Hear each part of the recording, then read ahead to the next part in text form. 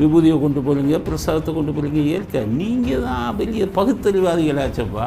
வெக்கம் இல்லாமல் எலுமிச்சம்பழத்தை கொண்டு போகிறீங்களே திமுக காரங்க, உங்களுக்கு வெக்கம் இல்லை? அப்புறம் இதுக்கு வந்துக்கிட்டு சாமி இல்லை, நாங்கள் பகுத்தறிவாதிகள், மூட நம்பிக்கை கிடையாதுன்னு சொல்கிறீங்க. தமிழ்நாட்டு மக்கள் புரிஞ்சுக்கங்க, அதாவது இந்த மாதிரி இதெல்லாம் உண்மையிலேயே வாழ்க்கையில் கடைபிடிச்சது 2 பேர் தான் அந்த திமுகவில். முதல்ல ஈவேரா, அதனால் உதயநிதி பார்த்து பேசுங்க. உங்களுக்கு தெரியாத சப்ஜெக்டை பற்றி பேசுங்க, சினிமாவை பற்றி பேசுங்க.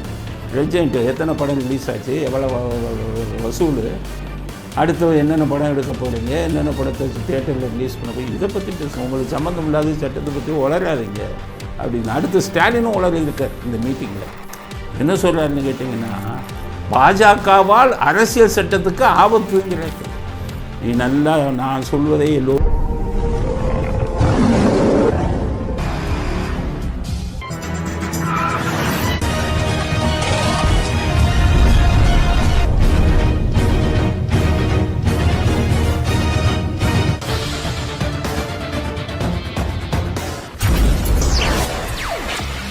வணக்கம். இன்றைய அரசியல் ஆடுகளம் உங்களை அன்புடன் வரவேற்கிறது. இன்றைக்கி என்ன விஷயம், முக்கியமான விஷயம், அரசியல் சம்பந்தப்பட்ட விஷயம் அப்படின்னு பார்த்தா, ஸ்டாலின் மாநாடு நடத்தியிருக்கார். என்ன மாநாடுனா, ஒவ்வொரு மாநாடுக்கும் எவ்வளவு செலவாகும், ஊர் பணத்தை கொள்ளையடித்து, ஊராம் பணத்தை கொள்ளையடித்து, மக்கள் பணத்தை கொள்ளையடித்து வச்சுருக்காங்க. மாதத்துக்கு ஒரு மாநாடு, ஏற்கனவே பவழ விழா மாநாடு, அப்புறம் செயற்குழு மாநாடு, அப்புறம் பொதுக்குழு மாநாடு, அப்புறம் கருணாநிதி பேரில் ஒரு மாநாடு, பணம் கொட்டி கிடக்கு, ஊராம் பணம். அதனால் இப்போ நடத்துனது என்னென்னா சட்டத்துறை மாநாடாம். இதுவரை யாருமே நடத்துனது சட்டத்துறை மாநாடு. அது என்ன சட்டம்? சட்டத்துறை மாநாடுனா என்ன அப்படின்னா, திமுகவுக்குன்னு வழக்கறிஞர்கள் இருப்பாங்க. வழக்கறிஞர்கள் அணின்னு ஒன்று இருக்குது, அது எல்லா கட்சியிலையும் இருக்கும்.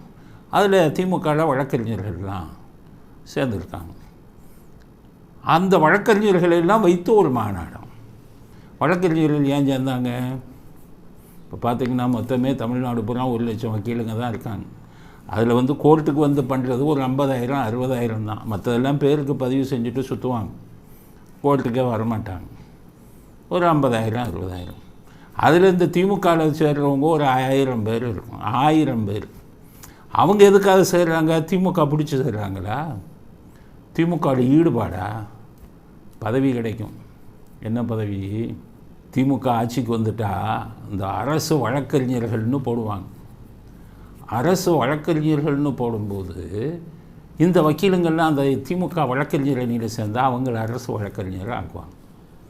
இதில் வேடிக்கை என்னென்னா, போலீஸ் போடுற எஃப்ஐஆர், போலீஸ் பதிவு செய்கிற வழக்குகளெல்லாம் தண்டனை இந்த வழக்கறிஞர்கள் தான் வாங்கி கொடுக்கணும். கட்சியில் போய் சேர்ற வழக்கறிஞர்கள் எப்படி இருப்பாங்க? திறமையானவங்களாக இருப்பாங்களா? ஒரு சில பேர் இருப்பாங்க, மற்றதெல்லாம் திறமை இல்லாதவங்க. திறமையான வழக்கறிஞர்கள் எந்த கட்சியிலையும் சேராமல் தனியாக இருப்பாங்க. அப்போ ஒரு நல்ல அரசாங்கத்தை நடத்தணும்னா, நல்ல முதல் மந்திரியாக இருந்தால், மனசாட்சி உள்ள முதல் மந்திரியாக இருந்தால், எப்பா பப்ளிக் சார்பில், அதாவது மக்கள் சார்பில் நம்ம தேர்ந்தெடுக்கப்பட்டிருக்கோம், மக்களுக்கு நீதி வாங்கி கொடுக்க வேண்டியவன் அரசாங்க வழக்கறிஞர் தானே, போலீஸு தானே எஃப்ஐஆர் போடுறான். அப்போ திறமையான வக்கீலை வச்சு மக்களுக்கு நியாயத்தை கொடுக்கணும்னு மனசாட்சி உள்ள முதலமைச்சராக தான் நினைப்பான். இவங்க பூரா நாட்டை கொள்ளையடிக்கணும்னு வராங்க. அதனால் என்ன பண்ணுறாங்க, கட்சிக்காரங்களெல்லாம் வக்கீலை சேர்த்துக்கிட்டு ஆட்சி இதில் கட்சியில் ஆளுங்கட்சியாக வந்த உடனே இவங்களெல்லாம் போய் அரசாங்க வழக்கறிஞர் உருப்படுமா? இதில் வேடிக்கை என்னென்னா, ஸ்டாலின் பண்ணுற கூத்து, கூட்டணிகளுக்கும் இந்த அரசு வழக்கறிஞரை பிரித்து கொடுக்குறாரு. எல்லாத்துக்கும் தொகுதி பங்கீடு மாதிரி. பார்த்திங்கன்னா விசிகா அவங்க கேட்குறாங்க, ஒரு 10% அரசு வழக்கறிஞர் எங்களுக்கு கொடுங்க. சரி, அவன் நல்லா பேசுவானா, எழுத தெரியுமா? ஒன்றுமே இல்லை. பல அரசு வழக்கறிஞர்கள் எதிர்த்து நிற்கிறாங்க. ஜட்ஜுங்க தலையில் அடிச்சுட்டாங்க. ஹைகோர்ட்டு கூட இடையில சொன்னாங்க, என்னையா அப்படி கூத்தடிக்கிறீங்க, மக்களுக்கு எப்படியா நியாயம் கிடைக்கும்? காங்கிரஸ் ஸ்கூலுக்கு 10%, விடுதலை சிறுத்தைக்கு 10%, கம்யூனிஸ்ட்டுக்கு 10% வக்கீலுங்க அரசு வழக்கறிஞர்கள். இதுக்குன்னே வழக்கறிஞர்கள் அந்தந்த கட்சியில் சேர்ந்துக்குவாங்க. இப்படித்தான் கூத்தடிச்சுக்கிட்டு இருக்காங்க தமிழ்நாட்டில். இப்போ அந்த வழக்கறிஞர்கள், திமுக வழக்கறிஞர்களுக்கு தனியாக ஒரு மாநாடு வச்சுருக்காங்க. அப்போ அவங்க திறமையானவங்களா பேசுகிறவங்க பூரா சொல்கிறாங்க, எங்கள் டீம் மாதிரி எங்கள் வழக்கறிஞர்கள் இது மாதிரி திறமையானவர்கள் எங்கேயுமே பார்க்க முடியாதுங்கிறார் உதயநிதி. உங்கள் வழக்கறிஞர் மாதிரி திறமையானவங்க எங்கேயுமே பார்க்க மாட்ட முடியாதான். உங்கள் வழக்கறிஞர்கள் ரொம்ப திறமையானவங்களாக இருந்தால் உதயநிதிக்கு கேட்குறேன், ஏன் கபில் சிபலை கூட்டிகிட்டு வரீங்க ஹைகோர்ட்டுக்கு வாதாட? உங்கள் திறமையான வக்கீலை வச்சு வாதாட வேண்டியது தானே. என்ஆர் இளங்கோங்கிற ஒரு வழக்கறிஞரை தவிர வேறு வழக்கறிஞர்கள் எங்கே வாதாடி இருக்காங்க உங்களுக்கு ஹைகோர்ட்டில்? இங்கே வந்துக்கிட்டு கபில் சிபல், அங்கே சுப்ரீம் கோர்ட்டுக்கு போனீங்கன்னா அங்கே யாரை பிடிக்கிறீங்க? அங்கேயும் கபில் சிபல் 1 கோடி 1.5 கோடி கொடுத்து இவருக்கு பொன்முடிக்கு பிடிக்கும்போது 10 வக்கீலுங்க கோடிக்கணக்கில் கொடுத்து கொண்டு போகிறீங்க. அப்போ உங்கள் வழக்கறிஞர்கள் நீங்கள் பெரிய பலமான அணி, நாங்கள் பெருசாக சாதிச்சிட்டோம் அப்படின்னு ஊரை ஏமாற்றிக்கிட்டு இருக்கீங்க. எதில் சாதிச்சிட்டாங்க தெரியுமா? அவங்க கருணாநிதிக்கு சமாதி வைக்கணும். நல்லா யோசிச்சு நல்லா நான் சொல்கிறத கேட்டுக்கோங்க. கருணாநிதிக்கு சமாதி வைக்கணும். ஸ்டாலின் வழக்கறிஞர்களை நீங்கள் கூப்பிட்டார். என்ன பண்ணுவீங்களோ தெரியாது, எங்கள் அப்பாவுக்கு சமாதி வைக்கணும் இங்கேன்னு அழுகிறார் தேம்பி தேம்பி. அப்போ என்னாச்சு? எல்லோரும் நம்பிக்கிட்டு இருந்தாங்க. ஸ்டாலின் என்ன பண்ணார்? இவங்க திறமையாக வாதாடியாக கருணாநிதிக்கு சமாதி வச்சாங்க. ஹைகோர்ட் என்ன சொல்லியிருந்தாங்க சமாதிக்கு? இனிமேல் மெரினா பீச்சை சமாதி ஆக்காதீங்க, மயானம் ஆக்காதீங்க, இனிமேல் யாரையும் புதைக்கக்கூடாதுன்னாங்க.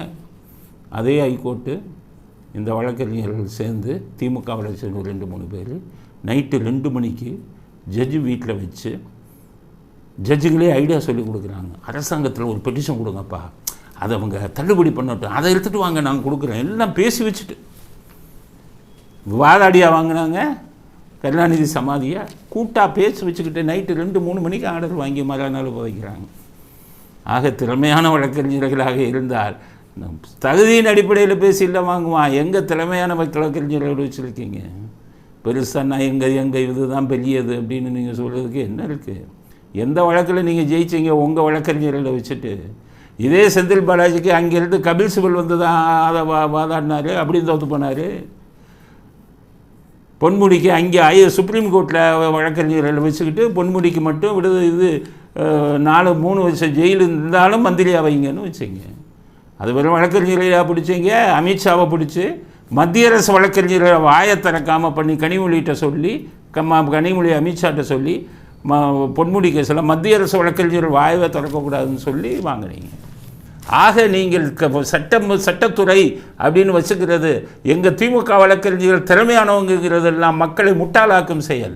நீங்கள் எல்லா தீர்ப்புகளையும் குறுக்கு வழியில் போய் தான் வாங்கிக்கிட்டு இருக்கீங்க. நைட்டு 2 மணி 3 மணிக்கு இதை வச்சுட்டு இல்லைன்னா குறுக்கு வழின்னு நான் சொல்கிறது சுப்ரீம் கோர்ட்லேருந்து 1 கோடி கூட்டிகிட்டு வந்து தான் வாங்கிக்கிட்டு இருக்கீங்க. உங்கள் வழக்கறிஞர்கள் அணி ஒன்றும் பெரிய வானத்திலிருந்து குதித்தவர்கள் இல்லை, அவர்கள் மிகப்பெரிய சாதனை செய்தவர்கள்னு சொல்லி பெரிய வெக்கம் இல்லாமல் மாநாடு வச்சுக்கிறீங்க. அப்படிங்கிறது தான் அது. எல்லாம் சட்டத்துறை மாநாடு நடத்துகிறீங்க. மேடையில் உட்காந்துருக்கிற யாருமே சட்டத்துக்கு சம்மந்தம் இல்லாத ஆள்.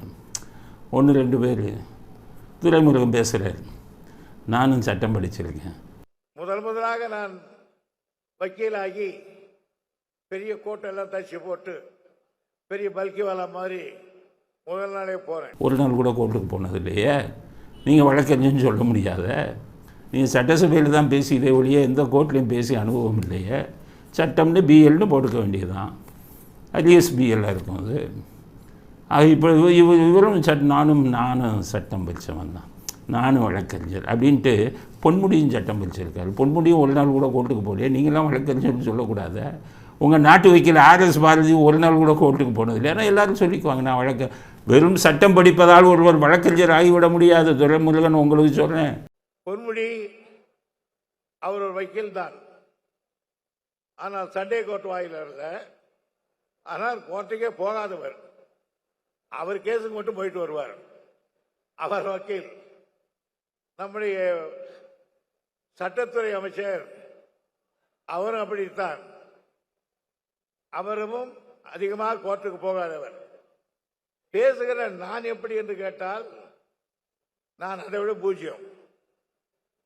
கோர்ட்டுக்கு போய் பிராக்டிஸ் பண்ணணும், பல வழக்குகளை எடுத்து நடத்தின அனுபவம் இருக்கணும். அவன் தான் உண்மையான வழக்கறிஞர். உங்கள் வழக்கறிஞர்கள் அணியில் வெறும் அரசு வழக்கறிஞர் பதவியை வாங்குவதற்காகத்தான் கூட்டம் சேர்ந்தாங்களே ஒழிய உங்கள் திமுகவோட கொள்கை பிடிச்ச கூட்டம் சேரல. அவர்கள் திறமையானவர்கள் என்பதை ஏற்றுக்கொள்ள வேண்டுமானால் எதுக்கு போய் கபில் சிபலையும் 1 கோடி ரூபாய் வக்கீலையும் கொடுத்து சுப்ரீம் கோர்ட்லேருந்து கூட்டிகிட்டு வரீங்க? அப்படிங்கிறது தான் நீங்கள் பெருமையாக சொல்லிக்கொள்வதில் எந்த அர்த்தமும் இல்லை. சரி, என்னென்ன பேசுனாங்க சட்டத்துறை மாநாட்டில் அப்படிங்கிறது முக்கியம் இல்லை.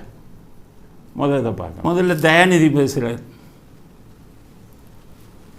என்ன சொல்கிறாருன்னா, அவருக்கு கிரிக்கெட்டு தெரியும்னு நினைக்கிறேன். கொஞ்சம் கிரிக்கெட்டை பற்றி டிவியில் கிரிக்கெட் மேட்ச் எல்லாம் பார்ப்பார். இதில் கிரிக்கெட் அப்படியே ஒப்பிட்டு சட்டத்துறை மாநாட்டில் பேசுகிறார். என்ன சொல்கிறாரு, அதாவது திமுக வழக்கறிஞர் நீ எப்படியா ஃபீல்டிங் பண்ணுறவங்க ரொம்ப திறமையானவங்களாம், பேட்டிங் பண்ணுறவங்க ரொம்ப திறமையானவங்களாம். பேட்டிங்னா யார்? ஸ்டாலின். அவர் தானே அது அடிக்கணும் 4, 6 அவர் திறமையானவரான். ஃபீல்டிங்னா ரன் போகாமல் தடுக்கணும், மைதானத்தில் ரன் போகாமல் தடுக்கிறவங்க ஃபீல்டிங். அம்பையர் சரியில்லையா? அம்பையர் கவர்னராம். எவ்வளோ ரொம்ப விவரமாக பேசுகிற மாதிரி. அம்பையர் சரியில்லை. இந்த அம்பையர் சரியில்லாத போது வழக்கறிஞர் அணி தான் அது வந்து நியாயம் கொடுக்குமா அப்படின்னு பேசுகிறேன். ஃபீல்டு நல்லா இருக்கு, பேட்ஸ்மேன் நல்லா ஆடுறான், ஆனால் எம்பையர் சரியில்லை. அம்பையர் சரியில்லாத போது ஒழுங்காக அதற்காக எம்பையர்களை தட்டி கேட்கின்ற அணியாக இருக்கிறது யார் என்றால் நம் சட்டத்துறை அணி தான். அம்பையர் சரியில்லைன்னா அவங்க கிரிக்கெட் தெரிஞ்ச ஒரு அம்பையர் சரியில்லைன்னா தேர்ட் அம்பையருக்கு தான் அனுப்புவாங்களே ஒழிய வேறு யாரும் போய் அம்பையர் ஒன்றும் பண்ண முடியாத. அது என்ன கிரிக்கெட் ஒப்பீடே? அவருக்கு கிரிக்கெட்டும் தெரியலன்னு தான் நினைக்கிறேன். தயநிதி மாதிரி ஒப்பீடு. பேட்ஸ்மேன் வந்து திறமையானவங்களா? ஸ்டாலின் திறமையானவரா அப்படின்னு சொல்ல வரீங்களா? இன்னும் 4, 6 அடிக்கிற மாதிரி ஒரு ஆட்சியில் உட்காந்துக்கிட்ட பெரிய திட்டங்கள் எல்லாம் போட்டு வெற்றி பெற்றிருக்காரா? ஃபீல்டர்லாம் பெரியலாம். ஃபீல்டர்லாம் மந்திரிங்க தான் ஃபீல்டருங்கிறாரு. மந்திரி பூரா கொள்ளையடிச்சுக்கிட்டு இருக்கான். ஃபீல்டரில் போய் அவனை போய் திறமையாக விளையாடுறான்னா என்ன அர்த்தம்? அப்போ ஊழலை ஊக்குவிக்கிறீர்களா தயாநிதி மாறன்? அம்பையர் தான் முன்ன ஒழுங்காக இருக்கார் தமிழ்நாட்டில்.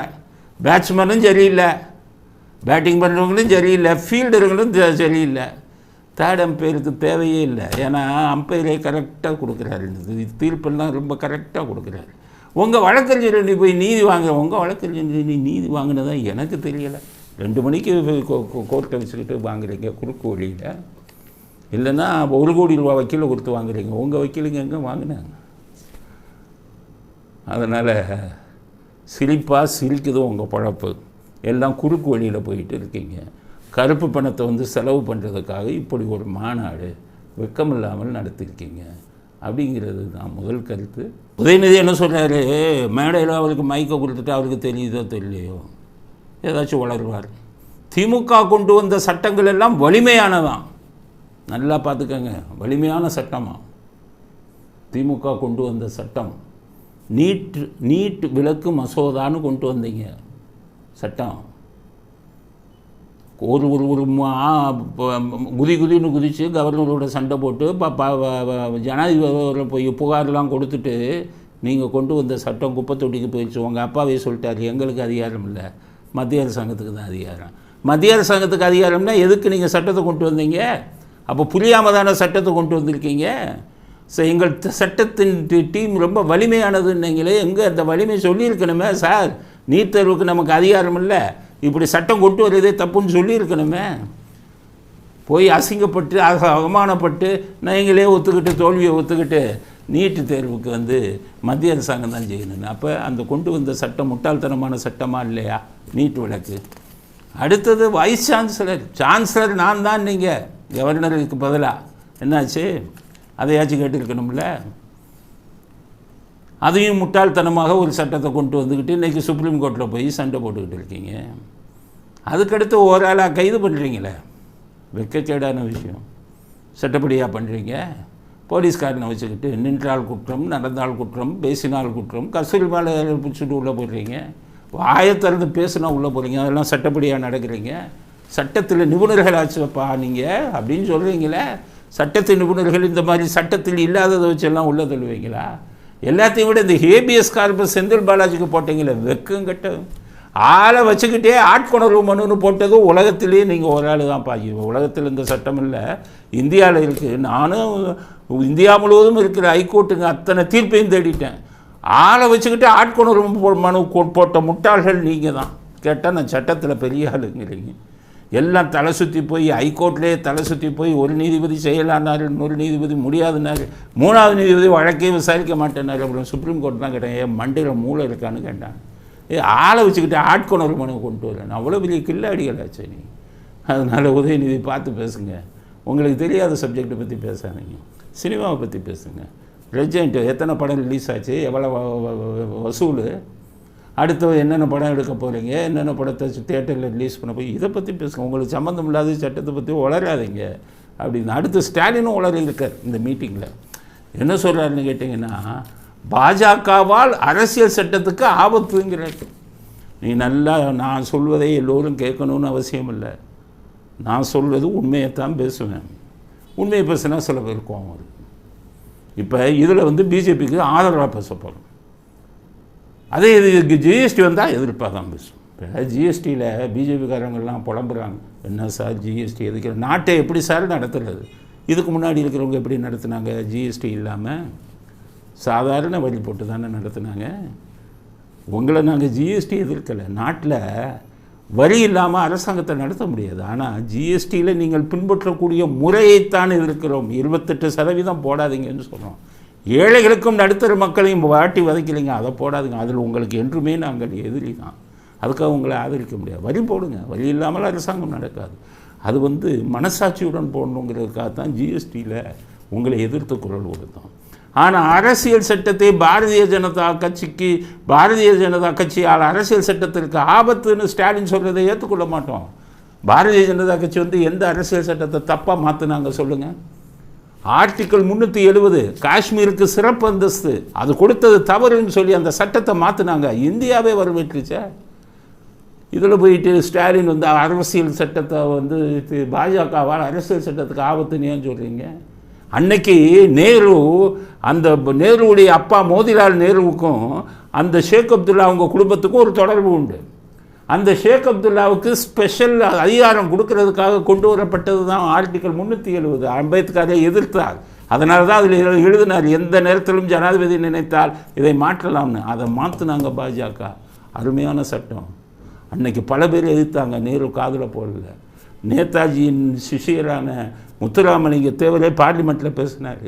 வருங்காலத்தில் ஆர்டிக்கல் 370 கொண்டு வந்த நேருவுக்கு கண்டனத்தை தெரிவிக்கிறேன்.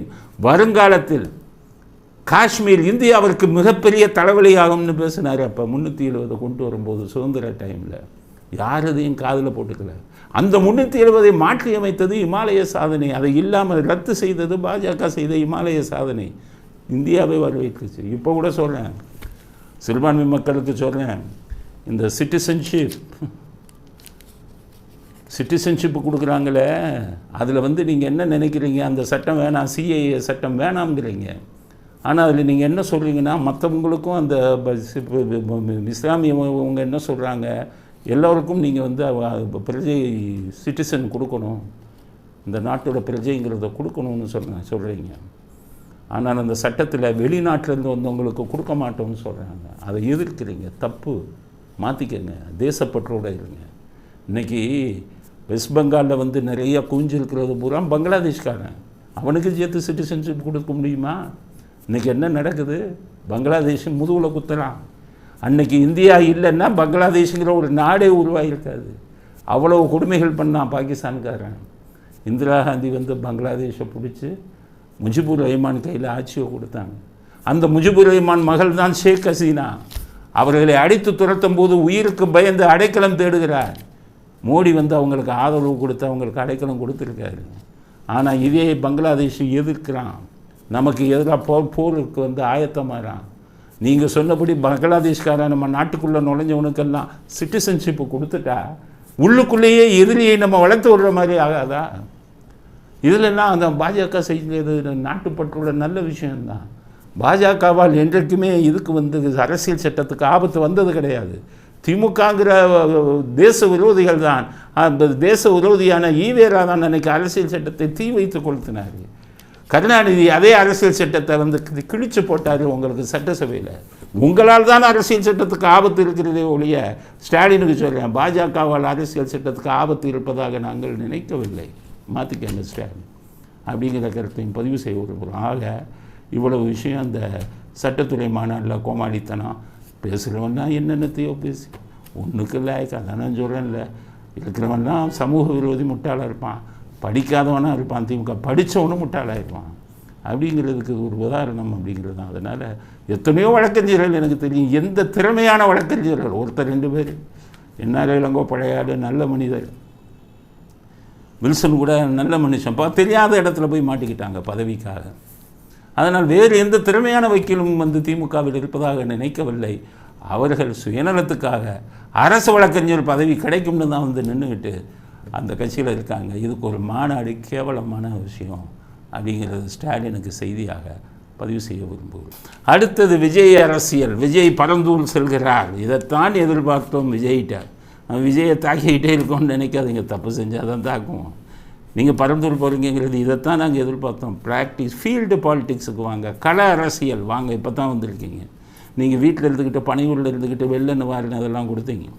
அப்போ நாங்கள் என்ன சொன்னோம், களத்துக்கு வாங்க அப்படின்னு தான் சொன்னோம். இப்போது நீங்கள் களத்துக்கு வர ஆரம்பித்திருக்கிறீர்கள். அங்கே போய் மக்களை சந்திக்க போகிறீங்க, பரந்தூர் மக்களை. அதுக்கு வந்து 1008 கண்டிஷனை போடுறாங்க திமுக. 3 மணி நேரம் தான் விஜய் அங்கே இருக்கணுமா, 3 மணி நேரம் தான் மக்களை சந்திக்கணுமா, அதுவும் குறிப்பிட்ட 3, 4, 4, 5 கிராமம் சொல்கிறாங்க. இந்த கிராமத்து மக்களை மட்டும்தான் சந்திக்கணுமா, இந்த மாதிரி கண்டிஷனை போடுறாங்க. சரி, ஏதோ அவர் வர்றது கொட்டாங்க, மக்களை பார்க்கட்டும், பேசட்டும், அவர்களுக்கு வந்து ஆறுதல் கூறட்டும். ஆனால் டூ லைட் விஜய்க்கு நான் சொல்கிறேன், மிகவும் மிக தாமதம். ஏன்னு கேட்டிங்கன்னா, பரந்தூர் விமான நிலையத்துக்கு சென்ட்ரல் ஸ்டியரிங் கமிட்டின்னு இருக்குது, ஒரு குழு. அவங்க அனுமதி கொடுத்துட்டாங்க. 2வது ஏர்போர்ட் அங்கே வருது. மக்கள் 100கணக்கான நாள் உண்ணாவிரதம் இருந்து போராட்டம் பண்ணாங்க. ஸ்டாலின் தான் இந்த இடத்தை தேர்ந்தெடுத்ததே ஸ்டாலின் அரசாங்கம் தான். எவ்வளவோ கத்தி பார்த்தாங்க, போராட்டம் பண்ணாங்க, யாருமே உதவி செய்ய முடியலை. நிறைய பேர் போனாங்க, யாராலையும் உதவி செய்ய முடியவில்லை. இப்போ நீங்கள் போயிருக்கீங்கன்னா நல்ல விஷயம். ஆனால் உங்களால் அதை போகிறதுனால எந்த பிரயோஜனமும் இல்லை. ஸ்டியரிங் கமிட்டி வந்து அனுமதி கொடுத்துட்டாங்க. 2000 இன்னும் சில மாதங்களில் மத்திய அரசு அனுமதியும் வரப்போகுது. 2026 ஜனவரி கட்டுமான பணிகள் ஆரம்பிக்க போகுது. 2028 விமான நிலையம் இயங்க போகுது. இதுதான் லேட்டஸ்ட்டு நிலைமை. ஏதோ உங்கள் போராட்டத்திற்கு வாழ்த்துக்களை தெரிவித்துக் கொள்கிறோம். ஆனால் எந்த போராட்டத்தையும் நீங்கள் சீக்கிரமாக பண்ணுங்கள். நீங்கள் இப்போ போகிறதுனால எந்த வித நன்மையும் ஏற்பட போவதில்லை. இருந்தாலும் உங்களுடைய ஃபீல்டு பாலிட்டிக்ஸ், கள அரசியலுக்கு வாழ்த்துக்களை தெரிவித்துக் கொள்கிறோம் விஜய்க்கு. விஜயை தாக்கித்தான் பேசணுங்கிறது எங்கள் நிலைமையில். தப்பு செஞ்சீங்கன்னா நாங்கள் தாக்கத்தான் செய்வோம். அது யாராக இருந்தாலும் சரி, நீங்கள் தப்பு பண்ணீங்கன்னா நாங்கள் சுட்டி காட்டுவோம். காரணம், இது ஒரு ஆடுகளம், அரசியல் ஆடுகளம். மக்களுக்கு உண்மையை சொல்லணும். விஜய்க்கு வாழ்த்துக்கள்.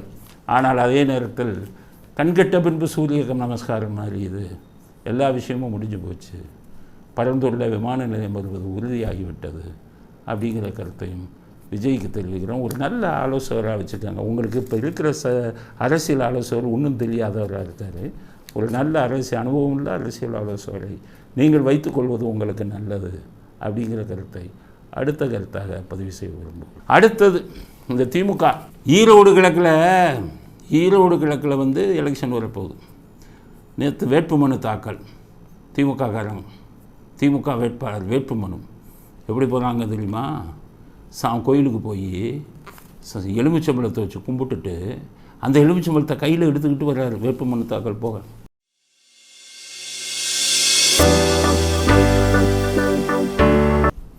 கையில் வச்சுக்கிட்டே நாமினேஷன் போடுறார். இது எதுக்கு சொல்கிறோம்னா, இது எல்லாம் சாமி கும்பிட்றது ஏற்க. விபூதியை கொண்டு போகிறீங்க, பிரசாதத்தை கொண்டு போகிறீங்க, ஏற்க. நீங்கள் தான் பெரிய பகுத்தறிவாதிகளாச்சப்பா. வெக்கம் இல்லாமல் எலுமிச்சம்பழத்தை கொண்டு போகிறீங்களே திமுககாரங்க, உங்களுக்கு வெக்கம் இல்லை? அப்புறம் இதுக்கு வந்துக்கிட்டு சாமி இல்லை, நாங்கள் பகுத்தறிவாதிகள், மூட நம்பிக்கை கிடையாதுன்னு சொல்கிறீங்க. தமிழ்நாட்டு மக்கள் புரிஞ்சுக்கங்க. அதாவது இந்த மாதிரி இதெல்லாம் உண்மையிலேயே வாழ்க்கையில் கடைபிடிச்சது 2 பேர் தான் அந்த திமுகவில். முதல்ல ஈவேரா கூட கோயிலுக்கு போக மாட்டேன்னா ஒரு பிராமணர்களை ஒழிக்கும். ஏன் அதை தந்தை ஈவேரெல்லாம் இருந்துட்டு தான் நாக்கப்படுங்கிற மாதிரி நான் கேட்டேன். ஏன் அவனுடைய ஒரு கோயிலில் அவன் வந்து ஒரு அர்ச்சகராக இருக்கான், அவனால் என்ன செய்ய முடியும்? அவன் வாழ்வாதாரத்துக்கு அவன் தொழில் பண்ணுறான். அவன் ஒட்டுமொத்த பிராமண சமுதாயத்தை ஒழிக்கணும்னு சொன்ன உங்ககிட்ட எதுக்கு வம்பு வந்தான்? ஏதோ அவன் பிழைக்கிறதுக்கு அவன் முன்னேறிக்கிட்டு போயிட்டு இருந்தான். அதில் இந்த கோயில்களை ஒழிச்சாதான் பிராமணர்கள் ஒழிவாங்கங்கிற ஒரு வரட்டு பிடிவாதம் இந்த ஈவேராவுக்கு. ஆனால் வரட்டு பிடிவாதமாக இருந்தாலும் கடைசி வரை அந்த ஆள் ஃபாலோ பண்ணார். கோயிலுக்கே போகல, சாமி கும்பலில். அந்த ஆள் ஒரு ஆள் வேணுன்னா தெய்வ மறுப்பாளர் வந்து வாழ்க்கையில் கடைப்பிடிச்சாங்க. ரெண்டாவது அண்ணாதுரை ஒன்றிய குலம் ஒருவனே தேவன் சொன்னாலுமே இந்த விபூதி பூசுறது இதெல்லாம் பண்ணலை. அவருக்கு கடைசி புற்றுநோய் வரும்போது கூட பிரசாதம் கொண்டாந்து நெத்தியில் விபூதியை கொண்டு வந்தாங்க, தட்டி விட்டார். இந்த 2 பேர் தான் அந்த கொள்கையை கரெக்டாக ஃபாலோ பண்ணவங்க. கருணாநிதி வந்தோடனே அத்தனை ஜோசியமும் பார்த்தால், அத்தனை விஷயமும் செஞ்சார் கருணாநிதி. எல்லாமே எப்படின்னு கேட்டிங்கன்னா, இதை அவங்க என்ன பண்ணுவார், கருணாநிதி இருக்கும்போது ராகு காலத்தில் யமகண்டத்தில் தான் அவர் போய் நாமினேஷன் போடுவார். எல்லோரும் பார்த்தீங்களா, நம்மளாம் ராகு காலத்தில் செய்ய மாட்டோம், கருணாநிதி ராகு காலத்தில் போய் பண்ணுறாரு. ஆரம்ப கட்டத்தில் என்ன பண்ணுவார், ஜோசியரை வச்சு பார்த்து நல்ல நிறைந்தியான்னு கேட்பார். அவருக்கு குளித்தலையில் இது தஞ்சாவூரில் அவருக்கு வந்து ஒரு தமிழ் ஆசிரியர், அவர் தான் அட்வைசர் ஜோசியத்தை. அவர்கிட்ட கேட்டு நல்ல நேரத்தில் நாமினேஷனை ஃபில்லப் பண்ணுவார், பூர்த்தி செய்வார். ஆனால் ஃபைல் பண்ணும்போது ராகு காலத்தில் போய் பண்ணுவார். அப்போ பூர்த்தி பண்ணும்போது நல்ல நேரம் பார்த்து பண்ணுவார். அதில் அவர் ஜாதகத்தில் ராகு கொஞ்சம் பலம். யாருக்கு? கருணாநிதிக்கு. ஜோசியம் சொல்லிட்டான், நீ ராகு காலத்தில் வந்தால் வெற்றி ஆகும்பான். அதனால் ராகு காலத்தில் போய் பண்ணுவார். அது காரணம் ஜாதகத்தை பார்த்துட்டு ஃபில்லப் பண்ணுறது நல்ல நேரம் பார்த்து பண்ணுவார். இப்படி ஊரை ஏமாற்றிக்கிட்டு இருந்தார். ஆக மற்றவன் இன்றைக்கி வர திமுக காரன் பூரா பார்த்திங்கன்னா அவ்வளோ பேரும் ஜாதகத்தை பார்க்குறான், ஜோசியம் பார்க்குறான், கோயிலில் போய் க்யூவில் நிற்கிறான். கேட்டால் பகுத்தறிவாளருங்கிறான், எலுமிச்சம்பழத்தை மறைச்சி கொண்டு போய் நாமினேஷன் பண்ணுறதுல பாரு. ஆனால் நிறைய பேர்த்துக்கு புரியாது. இந்த நாசிகள் கூட்டத்துக்கு ஏன் கடவுள் சப்போர்ட் பண்ணுறாரு நிறையா கேட்டாங்க. என்ன இவ்வளோ கடவுளை பற்றி பேச இந்த நாசிகள் கூட்டத்துக்கு அயோக்கியவர்கள் வருங்க, சாமியை செல்பால் அடிக்கிற போய் எப்படியா பதவியெல்லாம் வருது அப்படின்னு கேட்டாங்க. அப்போ நான் கதை சொன்னேன். எப்படின்னா, கடவுள் வந்து திருடனுக்கும் சப்போர்ட் பண்ணுவார். நான் வாழ்க்கையில் பார்த்தது. நான் காவல்துறையில் இருக்கும்போது நிறைய ஆராய்ச்சிகள் பண்ணினேன், புஸ்தகங்கள்லாம் எழுதினேன். ஆராய்ச்சி பண்ணி குற்றங்கள் எப்படி நடக்கிறது, குற்றவாளிகள் என்ன பண்ணுறாங்க. அப்போ நான் சில இது பார்க்கும்போது சில குற்றவாளிகள் ஆந்திராவிலேருந்து வருவான், ஸ்டூவர்ட் ப்ரவுன், அமாவாசை பகுதிக்கு தான் வருவான். திருச்சியில் ராம்நகர்லேருந்து வருவான் குற்றவாளி, அமாவாசைப்போ தான் வருவான். நான் ஏன் அமாவாசைக்கு வரான்னு பார்த்தா, இந்த 2 குரூப்பும் அமாவாசைக்கு பூஜை பண்ணிட்டு தான் இதுக்கு வருவாங்க, கொள்ளையடிக்க. அப்போ திருடுறவங்க கூட பூஜை பண்ணால் இப்போ சாமி இவனுக்கு சப்போர்ட் பண்ணுதா அப்படிங்கிறது எனக்கு ஒரு சந்தேகம் இருந்தது. அப்போ சென்னையில் பார்த்திங்கன்னா மடிப்பாக்கம்னு ஒரு இடம் இருக்குது. அதில் பகலில் கொள்ளை. அவங்க திருப்பதிக்கு போயிருக்காங்க, வீட்டில் கொள்ளை, நகை பணம் போச்சு. அப்போ சரி, இதில் ஈடுபட்டவன் யாருங்கும்போது அந்த குற்றவாளியை கண்டுபிடிச்சாச்சு, கமலக்கண்ணன் ஒருத்தன். நான் என்ன பண்ணேன், இவன்கிட்ட கேட்கணும், திருப்பதிக்கு போயிருக்கான், இவன் போய் அடிச்சிட்டான். அவங்க பாவம் சாமிகிட்ட தான் போகிறாங்க, இவன் திருப்பதி. ஏன்னா எனக்கு திருப்பதியிலேயே பார்த்திங்கன்னா நிறைய குற்றவாளிகள் கொள்ளையடிச்ச பணத்தில் கொண்டு போய் உண்டியலில் போடுவாங்க. நிறைய பேர் சொல்லியிருக்காங்க. நான் ஜெயிலுக்கு போய் இவங்களெல்லாம் இது பண்ணும்போது அப்போ சில பேர்கிட்ட கேட்கும்போது நான் திருப்பதியில் போய் கொஞ்சம் போட்டுருவேன். அப்போ திருடர்களுக்கும் சாமி பக்தி இருக்குது அப்படிங்கிறத நான் புரிஞ்சுக்கிட்டு இந்த மடிப்பாகத்தை நினச்சவனை பார்க்கணும் அப்படின்னு ஜெயிலுக்கு போய் அவனை கூப்பிட்டு கேட்டேன், திருப்பதிக்கு போயிருக்காங்களே, அந்த வீட்டிலேயே கொள்ளையடிச்சிட்டேன் நீ அப்படின்னா, நானும் பெருமாளை தான் சார் கும்பிட்றேன் அப்படிங்கிறான். அப்படியா, பெருமாள் உனக்கு அனுகூலம் கொடுக்குறாரா? ஆமாம் சார். இந்த வீட்டில் என்ன நடந்தது தெரியுமா அப்படின்னா, பகலில் தான் போனேன் சார், வீடு பூட்டி கிடந்தது, உள்ளே போய் எல்லாத்தையும் பார்த்தா சார், இவங்க விவரமாக என்ன பண்ணிட்டாங்க, பணமும் நகையும் இல்லவே இல்லை சார், பீரோ உடைச்சி பார்த்துட்டேன், எனக்கு அன்றைக்கி சாப்பாடுக்கு கூட பணம் இல்லை. அப்படியே சுற்றி பார்த்தா பூஜை ரூமில் வெங்கடாஜலபதி படம் வச்சுருந்தாங்க. நான் பெருமாள் பக்தன். அப்போ பெருமாளே, எனக்கு நீ இன்றைக்கி ஒன்றும் போடலையே, எனக்கு படி இழக்கலையே பெருமாளே, பசிக்கா இருக்க அப்படின்ட்டு அந்த பெருமாள் படத்தை தூக்குனேன். படத்துக்கு பின்னாடி இருந்து நகை பணம்லாம் விழுந்துச்சு. நான் என்ன பெருமாள் வந்து பணத்தை நகையும் கூட்டிட்டாரான்னு பார்த்தேன். கடைசி பார்த்தா கோயிலுக்கு போகிறவங்க நகையும் பணமும் பத்திரமா இருக்கணும்னு பூஜை ரூமில் பெருமாள் படத்துக்கு பின்னாடி வச்சுருக்காங்க சார். ஆனால் அந்த பெருமாள் எனக்கு படி இழந்துட்டார் அப்படின்னு சொன்னேன். ஆக குற்றவாளிகளுக்கும் சரி, திருடு கொலை இவங்கெல்லாம் பண்ணுறவங்களுக்கும் சரி, அவர்களும் பக்தர்களுக்கும் போது அவர்களுக்கு சில அனுகூலங்களை கடவுள் செய்கிறாருங்கிறதா. ராவணனெல்லாம் அரக்கன்தான், ஆனால் ஈசபக்தன். ஈசன் வந்து சில சக்திகளை கொடுத்தாங்க. பெரிய நீங்கள் பசுமாசுரன்லாம் வந்து அரக்கன்தான், அவனுக்குன்னு சில சக்திகள் கடவுள்கிட்ட கும்பிட்டு வாங்கினாங்க.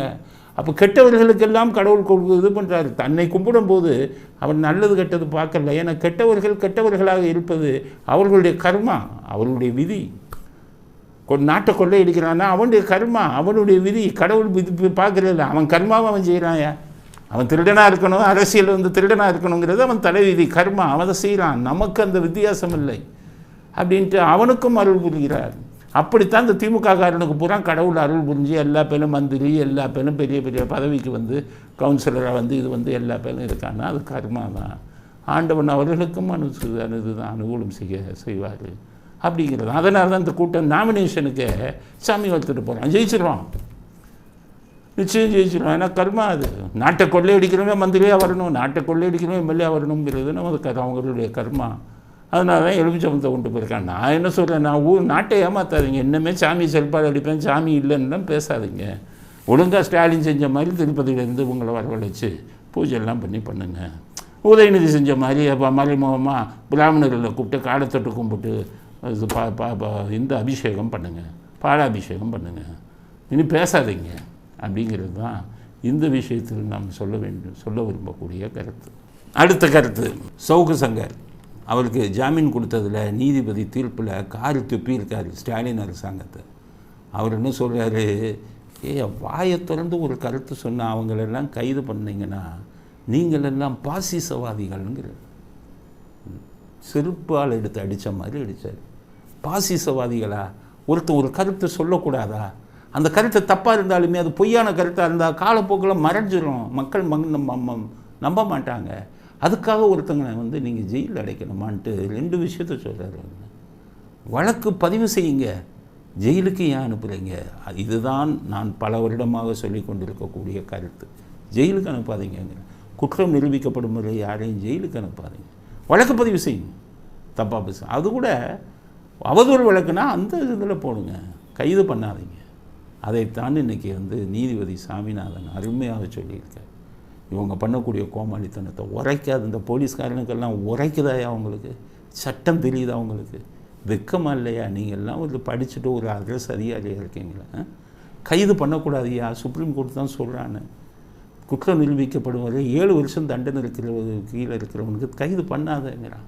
நல்லவனெல்லாம் கைது பண்ணி நல்லா டீசெண்டாக சமுதாயத்தில் ஒரு மரியாதை இருக்கிறவனெல்லாம் கைது பண்ணி குண்டர்கள் சட்டம்னு போட்டு அந்த கூட்டத்தில் போய் அடைக்கிறீங்களே, நீங்கள்லாம் நாசமாக போவீங்க.